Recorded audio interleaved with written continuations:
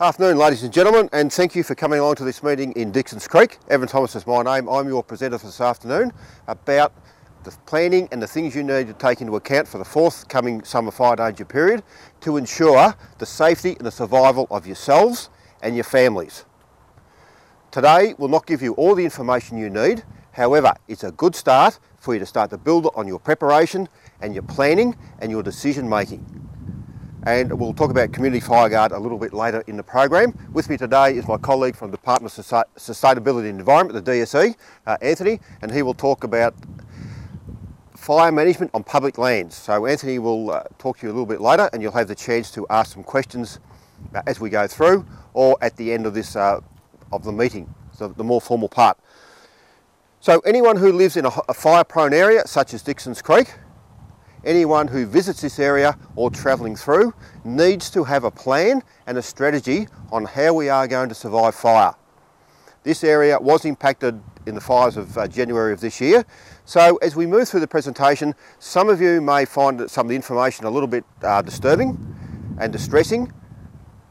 However, we need to learn from the lessons we have learnt so that it doesn't happen to you or your families. So as we go into summer, the outlook is not good.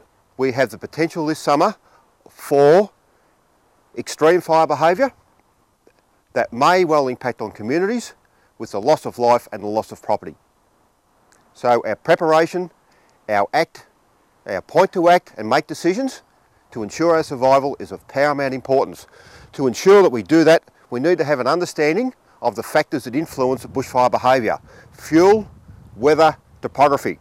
And up here in Dixons Creek, we've got the lot.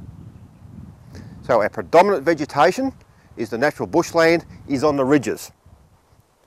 Out over the back here, in the valley itself, is a lot of grassland and a lot of viticulture.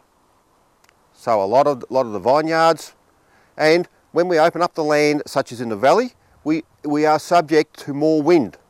The more wind we have, the more fire we have. So we need to be aware of where we live, and in particular, where is your house in relation to the dominant vegetation. So we would expect the bushfire to be on the ridges, and the embers out of that bushfire will pour out into the valley and start other fires. The weather is everything. Hot days. The hotter the day, the stronger the wind, the drier the day, the lower the humidity, the more dangerous the fire is. How many days have we had hot leading up to our spike day will influence how dry our vegetation is and what our fire does. Excuse me, what's a spike day? A spike day is a day of extreme fire danger, that if a fire starts on that day, then we need to be fully aware of that and act on the decisions we've already made. And the time to start putting your decisions together is tonight after this meeting, when you go home and have a discussion with your families. And that's everyone in your family, and it will need several layers, and I'll talk about planning a little bit later. And topography is the physical features of the land. So how steep is the hill? What direction does it face? What type of vegetation is on that face? How much of it? How dry is it? How much undergrowth do we have? All these factors combine to give us our fire behaviour.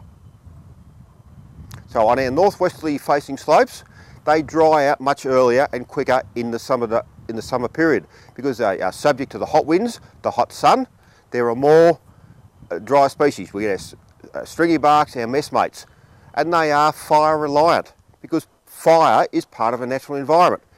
Our vegetation in our bush over many, many tens of thousands of years has developed due to fire, and a lot of our species are fire reliant, and if they don't get fire, they will die. A lot of our flowers need fire to open them up and regenerate them. So fire is important. However, not the feral fires that we experienced this year. That does a lot of damage and may well kill out the bush, and something else may colonise it, and then you end up with a worse problem than what we started with. On our southern slopes that are generally much wetter and normally won't burn, in periods of protracted drought, and we're about to go into our 14th year of drought, those southern slopes have dried out. So we now have much more fuel, because it's a lusher type species. There is a heavier fuel load.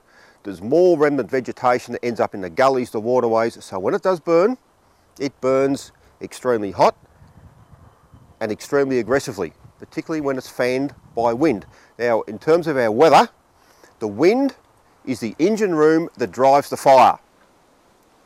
So the more wind we have, the harder the wind is blowing, the more intense our fire will be, the faster it will travel, and the more forward spotting we will have. And forward spotting is where the fire and the wind is picking up bits of burning leaves, bark, etc., taking them up in the convection column and depositing the head of the main fire front, often many, many kilometres ahead of that main fire front.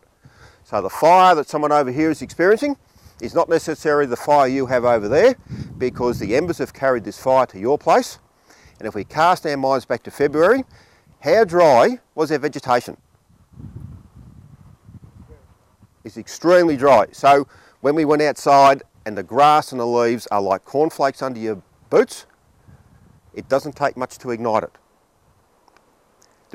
Currently there is no moisture in the ground. So if any of you have been doing any gardening recently, weeded the garden, such as over here, you may have planted something. Once we get down about that far, the soil is as dry as chips. So as soon as we get some more hot weather, the grass will die off and will be available for combustion. And quite often happens in our grasslands. Our grass, not very long, but it will carry fire when it dries out. It will be a fairly low intensity fire, lots of smoke, but it is the corridor of fuel from one aspect of fuel, heavy fuels and bush type fuels, to another. So it will flash through the valleys, up to the next lot of hills, and away we go. The other important thing about our topography is, on our upslope, for every 10 degree of upslope, the speed of our fire doubles. And we end up with a much more intense fire. Now that's a really good statement, but what's it mean? So how fast does our fire travel, do you think? Who wants to swing the racket at it? What do you think? How fast is our fire travelling on the flat through the bush? On someone? Sorry? On the grassland? Oh, through the bush on the flat.